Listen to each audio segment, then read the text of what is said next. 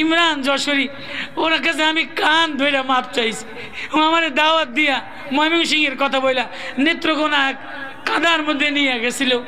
আমি ভুল বুঝা কাদা রাস্তা হওয়ার কারণে ঈশান নামাজের পরে আধা ওয়াজে নিয়া আমি একটু কষ্ট পাইছি, রাস্তা খারাপ দেখা। খোদার কসমে কোরআন লইয়া বলি, আমি টাকার কারণে কেউ আমার বেশি টাকা কোনোদিনও এখলাস নাই আমার মধ্যে।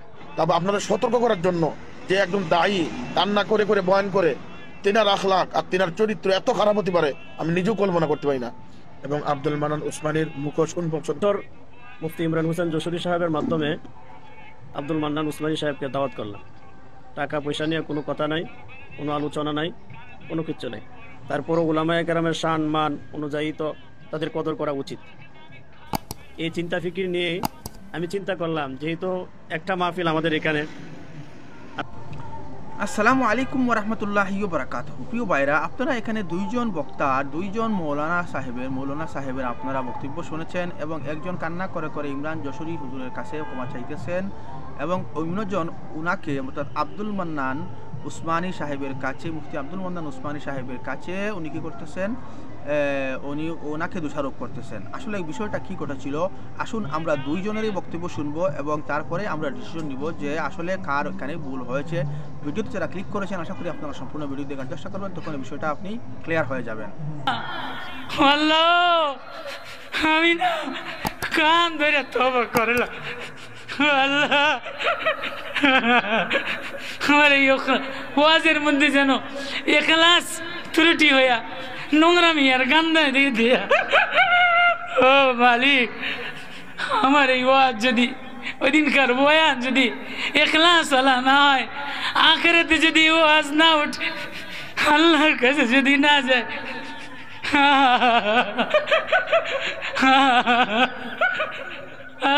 আল্লাহ আমার এই বয়ান যদি ইখলাসের জন্য না হয়, আল্লাহর মারিফতের জন্য না হয়, সারা দুনিয়া আমার সমালোচনা করে। আল্লাহ আমি তোমার জন্য, তুমি চাইলে আমি বলতে পারি, তুমি না চাইলে আমি বলতে পারি না। ইমরান যশোরী, ওর কাছে আমি কান ধরে মাপ চাইছি। ও আমার দাওয়াত দিয়া ময়মনসিংহের কথা বইলা নেত্রকোনা কাদার মধ্যে নিয়ে গেছিল। আমি ভুল বুঝা কাদা রাস্তা হওয়ার কারণে ঈশান নামাজের পরে আধা ঘন্টা কাঁদছি, 2.25 ঘন্টা বয়ান করছি। অন্ধকারে ওরে একটু বেশি কথা বলছি, এই তুই আমার গাড়িতে চলো বাজান, আমি তোমার সাথে কোনো রাগ না। হ্যাঁ আজকে মিডিয়াতে যাইয়া, হ্যাঁ ওলামাদের বেইজ্জত, হ্যাঁ কোরআনের বেইজ্জত, হ্যাঁ এলেমের বেইজ্জত, হ্যাঁ এগুলো আমার মিডিয়ার জন্য না, এগুলো আমার কোরআন মানুষের কাছে বেইজ্জত হওয়ার জন্য না। খোদার কসম, কোরআন ধরে থাকার জন্য কেউ রে কিছু বলি। আমি ব্যথিত, আমি সবার পিছে, আমি সবার নিচে। আমার বয়ান যদি ইখলাসওয়ালা হয়, আল্লাহ যদি কবুল না করে, আল্লাহ ওসামা সাক্ষী, আল্লাহ জাতি সাক্ষী, এই জাতির কাছে কানে ধরে তওবা করলাম। আল্লাহ আমার বয়ানের ইখলাস দান করেন, আল্লাহ ইখলাস দান করেন, আল্লাহ ইখলাসের সাথে বলার তৌফিক নসিব করেন। একটু বেশি কথা বলে ফেলাইছিলাম, এই জন্য আমি মাপ চাই। আল্লাহ আমি মাপ চাই, আমি সবাই আমাদের কাছে, ইমরান যশোরীর কাছে। আল্লাহ বেশি কথা ওর কলার ধরি নাই মাওলা, ও আমার ভাই, ও আমার ছাত্র লাগে। আল্লাহ আমার নামে মিথ্যা অপবাদ দিছে। আল্লাহ আমি বলছিলাম আমার এত কষ্ট দিয়ে আমি আল্লাহর কাছে বলবো, আল্লাহ আমি বলছিলাম আল্লাহর কাছে বলবো। আজকে মিডিয়া এত নোংরা জগৎ হয়ে গেছে। আল্লাহ আপনি বয়ানের ইখলাস দিয়ে দেন। আল্লাহ জাতির সামনে আমি পিছে, আমি নিচে, আমি গান্দা। আল্লাহ আমার বয়ানের ইখলাস দেন। আপনি চাইলে কথা দেন, না চাইলে আমার বেইজ্জত বানাইলে আমার কিছু করার নেই, আমার কিছু করার। আমার ইখলাস দিয়ে দেন। কোরআন বলার আপনি মারিফতের ইলম দিয়ে দেন, মারিফতওয়ালা দরদ দিয়ে দেন। তাহলে আপনি দূরে সরায় দেন, আপনি দূরে সরায় দেন। ওলামাদের পায়ের জুতা সোজা করার কাঁদেন, ওলামাদের পায়ের জুতা সোজা করার খাদেম বানায় দেন। আল্লাহ আজকের ইখলাসের মারিফতের বয়ান কবুল করে নেন। আল্লাহ জিন্দেগি নুরানি বানায় দেন।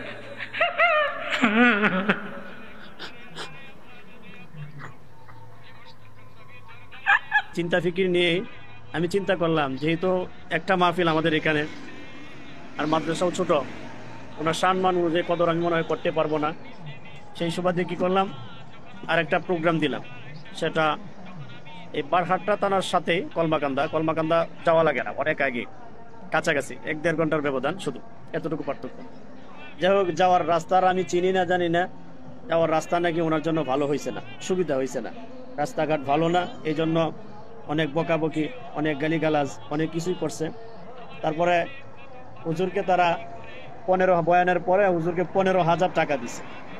15,000 টাকা দেওয়ার পরে আব্দুল মান্নান উসমানী সাহেব আমাকে ফোন দিছে। ফোন দিয়ে বলতেছে, আপনারা কি আমাকে খুন করবেন, আমাকে মেরে ফেলবেন, এখানে আমাকে কি দিল, এটা কোনো হাদিয়া হলো, এই সেই অনেক কিছু কথাবার্তা বলছে। আমি কিছু আপনাকে কেন খুন করব, আপনার সাথে এই আচরণ আমরা কেন করব, আপনি আসেন, আমার মাদ্রাসার মাহফিল তো রয়ে গেছে, চলে আসেন, ইনশাল্লাহ দেখি কি করা যায় আপনার জন্য। উনি অনেক কিছুই হয়েছে, এর মধ্যে মুফতি ইমরান হোসেন যশোরী সাহেবের সাথে অনেক কিছু হয়েছে। ওই ব্যাপারটা উনি বলবেন ওনার সাথে কি হয়েছে কি না হয়েছে। তো এরপর আমার মাদ্রাসার মাহফিলে উনি আসছেন। আসার পরে আমাকে বলতেছেন যে আপনি এই কাজটা করতে পারলেন, যেখানে কোনো রাস্তা নাই চলার মতন, যাওয়ার মতন, এখানকার মানুষ ভালো না, আমাকে কোনো কদর করছে না, ইজ্জত করছে না, সম্মান করছে না, এই সেই এখানে বলছে। তারপর আমি ওনাকে বললাম যে হুজুর, আল্লাহর হস্তে মাফ করে দেন, ক্ষমা করে দেন, আপনার সম্মান অনুযায়ী আমি আপনাকে কদর করতে পারি নাই, আমি বুঝতে পারি নাই হুজুর, আল্লাহর হস্তে আমাকে মাফ করে দেন। এই সমস্ত কথা বলে পিঠ হাতায়া ওনাকে খানা খাওয়ায় এরপরে আমি আর মঞ্চে নিয়ে উঠাইলাম। উনি বয়ানরত অবস্থায় বলতেছেন, বয়ান চলতেছে, 10-15 মিনিট পরে উনি বলতেছেন যে এই মাদ্রাসার মুহূর্তে আমাকে এমন এক জায়গায় নিয়ে গেছে, হাজার হাজার মানুষের সামনে বলতেছে কথাটা, এমন এক জায়গায় নিয়ে গেছে যেই জায়গায় রাস্তা নাই ভালো, এরপরে আমার কলিজাটা চিরে খান হয়ে গেছে, আমার কলিজাটা ফেটে গেছে। এরপরে যেই বক্তার মাধ্যমে আমাকে দাওয়াত দিছে, এই বক্তারা আমি যদি পাইতাম তাহলে জুতা দিয়ে বেরিতাম। এই কথা এই হাজার হাজার মানুষের সামনে উনি বলছেন। আচ্ছা, যাক, ওনার বয়ান শেষের পরে ওনাকে মাদ্রাসায় আনা হলো। আনার পরে আমি মাদ্রাসার কমিটি যারা আছে সকলকে নিয়ে ওনার হাতে 20,000 টাকা দিলাম। কানে কানে বললাম যে হুজুর, এখানে 20,000 টাকা আছে, তাই আল্লাহর রাস্তায় ক্ষমা সুন্দর দৃষ্টিতে দেখবেন আর আমাদের জন্য দোয়া করবেন। উনি আমার হাতটা ধরে টানিয়া বাইরে নিয়ে গেছেন। তো কি করলেন এটা? হুজুর, আমাদের এতটুকুই ছিল, আপনাকে দিছি, যতটুকু আমাদের আছে, এই যতটুকু তৌফিক আছে আমরা দিয়েছি। বলে যে না, আরো দিতে হবে। আমি বলছি না হুজুর, আর তো আমাদের পক্ষে সম্ভব না, ছোট মাদ্রাসা, আর বাকি যারা এখানে ওয়াজ নসিহত করে গেছেন সবাইকে আমি কম দিছি, কাউকে 1,000 দিছি, কাউকে 2,000 দিয়েছি, আর অনেকে এভাবেই আসছেন, ওনারা এইভাবে বয়ান করে গেছেন, সবচেয়ে আপনারা করছি। আর যশোরী হুজুরকে তো আমি কোনো টাকাই দিছি না, আবার দেবো না। উনি গত বছর এভাবে বয়ান করছেন, এই বছর এভাবে বয়ান করছেন। আচ্ছা, যাই হোক, তারপরে আমাকে বলতেছে আমি আপনার বিচার আল্লাহর কাছে দিয়ে দিলাম। এই কথা বলে উনি চলে গেছেন। এই হলো কারগুজারি। তা আমার লাইভে আসার একটাই মাকসাদ, একটাই উদ্দেশ্য, সেটা হলো বৃহত্তর, আমি সারা বাংলাদেশের কথা বলবো না, আমি শুধুমাত্র কেবলমাত্র বৃহত্তর ময়মনসিংহ নেত্রকোনা জেলার মানুষদেরকে একটু সতর্ক করলাম। ওনার ব্যাপারে আপনারা একটু সতর্ক হন, আর আমার কথা আপনাদের শুনতে হবে, মানতে হবে, বিষয়টা এরকমও না। আর আমি যা বলছি আল্লাহকে সাক্ষী রেখে, আল্লাহকে হাজির নাজির জেনে একেবারে হুবহু সত্য কথাগুলো আমি তুলে ধরলাম। বাকি মানা না মানা এটা আপনাদের এখতিয়ার, বোঝা না বোঝা এটা আপনাদের এখতিয়ার। আমার ব্যাপারে কোনো ধরনের খারাপ মন্তব্য আশা করি আপনারা করবেন না, ইনশাল্লাহ। আর বাকি রাস্তায় হুজুরের সাথে, ইমরান হোসেন যশোরী সাহেবের সাথে কি হয়েছে কি না হয়েছে, এগুলো ওনার সাথে আপনারা একটু শুনে নেন। তবে আপনাদের সতর্ক করার জন্য যে একজন দায়ী কান্না করে করে বয়ান করে, তিনার আখলাক আর তিনার চরিত্র এত খারাপ হতে পারে আমি নিজেও কল্পনা করতে পারি না। তিনি বলছে তুমি আমাকে দাওয়াত দিছো 50,000 টাকা দিতে, বল্লাহি 50,000 টাকা দিতে হবে, 50,000 টাকা না দিলে আমি যাবো না। আমি বললাম হুজুর ঠিক আছে, আপনার যথাযথ সম্মান করবে ইনশাল্লাহ, অসম্মানের কিচ্ছু করবো না, যাও এদিকে যাবো না। গতকাল আমাকে ফোন দিছে, ফোন দিয়ে বলছে কি তুমি এইভাবে, বলছে এই তুই এইভাবে বলতে তুই আমাকে দাওয়াত দিলি কেন? আমি কি এই মাহফিলের যোগ্য? বড় বড় মাহফিলে আমাকে নিয়ে আমার টাকা অনেক দেয়, রাস্তা বাড়ো না, এই বাড়ো না। যাই হোক, তারপরে বয়ান করেছে, বয়ান করার পরে হাতিয়া যখন 15,000 টাকা দিল, তখন আমার ফোন দেয় তুই কোথায়? আমি বললাম কি হুজুর, আমার আসতে আরো আধা ঘন্টা সময় লাগবে। তুই না আসা পর্যন্ত, এইভাবে বলতেছে, তুই না আসা পর্যন্ত আমি যাবো না এখান থেকে। তারপর ওই মাদ্রাসার মুহতামিম সাহেব অনেক ভালো মনের মানুষ, তিনার সঙ্গে বিয়াদবি করেছে, সেই সম্পর্কে আমি আসলে জানি না, আমার সঙ্গে কি হয়েছে আমি এইটা আপনাদের সামনে তুলে ধরবো। পরে আমি গেছি, যাওয়ার পরে আমাকে দেখছে, আমি না দেখান ভানে চলে যাচ্ছিলাম, দেখি হুজুর চলে যায় কিনা। পরে আমার পিছন দিক থেকে তার খাদেমগুলি টাইনে ধরে নিয়ে আইছে, আইনে আমারে কয় আপনি কি যশোর হুজুর? আমার লগে তার কখনো সাক্ষাৎ নেই, এই প্রথম সাক্ষাৎ, এবং মোবাইলে 2-3 বছর ধরে কথা হয়। তার বাড়ি খুলনা, আমার বাড়ি যশোর, একই বিভাগ এবং পাশাপাশি জেলা। আমার বলছে কি আপনি যশোর হুজুর? বলে জি। তুই এই কাজটা করলি কেন? তুই আমার দালাল হাতে তুলে দিলি কেন? আমার টাকা কম দিছে, আমার কলজে আঘাত দিছ।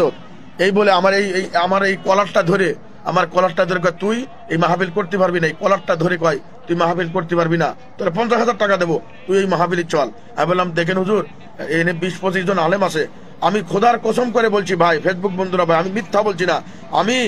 আমি মাটিতে পড়ে যাইয়া আমি হুজুরের পাউটা জড়াই ধরে বলছি হুজুর আল্লাহর দোহাই লাগে, হুজুর আমারে মাফ করে দেন, আমার ভুল হয়েছে, আমি নিজেও জানি না যে এত দূর মাহফিল। আমি পাউটা জড়াই ধরে বলছি, আমার ধাক্কা দিয়ে কয় তুই একটা বিয়াদব, তোর জন্য বদদোয়া দিলাম, তোর ছেলের জন্য বদদোয়া দিলাম, তোর বিবির জন্য বদদোয়া দিলাম, তোর জন্য বদদোয়া দিলাম, তাহাজ্জুদ পড়ে তোর কাছে তোর জন্য দোয়া কর্ম, তুই যেন অভিশপ্ত হয়ে মরিস, তুই টাকা কম দিলি কেন, তুই টাকা কম দিলি কেন? এই বলে আমি পাউটা আবার জড়াই ধরে বললাম হুজুর আমার মাফ করে দেন, আমি জানিও না এত দূর মাহফিল হুজুর। তারপরও আপনি সহিহ সালামে বয়ান করেছেন এবং যাচ্ছেন হুজুর, আল্লাহর দোহাই লাগে মাফ করে দেন। এরপরও আমার এই যে জামার কলারটা ধরে ধরে ধাক্কাইতে আমার অনেক দূর নিয়ে গেছে। পরে আমার ধাক্কা দিয়া আমি গাছের লোকে বাড়িও খাইছি, আমার হাতে ফুলা এখনো আছে। ভাই এই জন্য আমার উদ্দেশ্য কিন্তু এটা না যে একজন দায়ী কান্না করে করে বয়ান করে, ইখলাসের বয়ান করে, তারা টাকার বিনিময়, টাকার লোভে পড়ে তারা এই জাতিকে ধোঁকা দিচ্ছে। আপনাদের কাছে অনুরোধ ভাই, আপনারা বয়ানটা শেয়ার করে এইসব বক্তার এই সমাজ থেকে উৎখাত করতে হবে। এইসব বক্তার বয়ানে কোনো হিদায়ত আসবে না ভাই, হিদায়ত আসবে না ভাই। এই জন্য অনুরোধ ভাই আপনাদের কাছে, যে কথাগুলি হয়েছে এটা সত্য কথা। সর্বশেষ ওখানে 15,000 টাকা দেওয়া হয়েছে, এখানে 20,000 টাকা, 35,000 টাকা।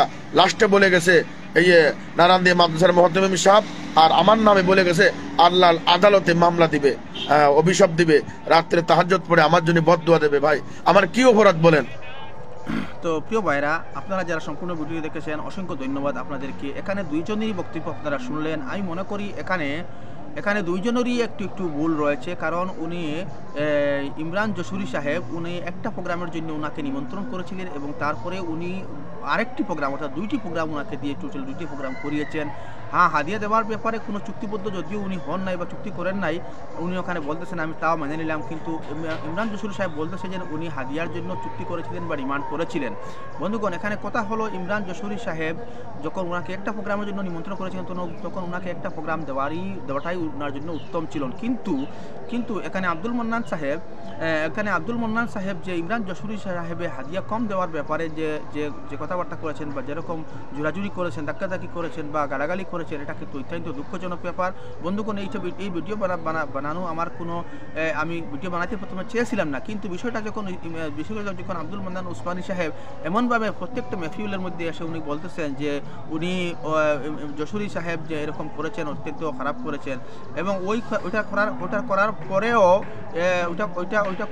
ওইটা করার কারণে গিয়ে আজকে আমাদের সমাজের মধ্যে, আমাদের আলিম সমাজের উপর থেকে সাধারণ মানুষের একটা বিশ্বাস উঠে যাইতেছে। ইমরান যশোরী সাহেবও লাইভ করতেছেন, আব্দুল মান্নান উসমানীও লাইভ করতেছেন। সেই কারণে সাধারণ মানুষের আলিম সমাজের উপর থেকে বিশ্বাস বা ভরসা বা একটা নবী প্রেম যেটা ছিল সেটা মানুষের মন থেকে আস্তে আস্তে উঠতেছে। আমি আপনাদেরকে উভয়কে অনুরোধ করছি যে বিষয়টা আপনারা সমাধান করুন এবং দুজনে উভয়ই একত্রিত হয়ে জাতির সম্মুখে ক্লিয়ারিফিকেশন দেন যে এরকম যা ঘটনা ঘটেছে তা আমাদের ভুল হয়েছে, তা আর জীবনে কোনো হবে না, এবং এরকম ঘটনা থেকে অন্যান্য মেহফিল কমিটি যাতে সতর্ক হয়ে থাকে। বন্ধুগণ, ভিডিও সম্পূর্ণ দেখার জন্য অসংখ্য ধন্যবাদ। চ্যানেলে নতুন এসে থাকলে অনুগ্রহ করে চ্যানেলটাকে সাবস্ক্রাইব করে আমাদের সঙ্গে থাকবেন। আসসালামু আলাইকুম ওয়া রাহমাতুল্লাহি ওয়া বারাকাতুহু।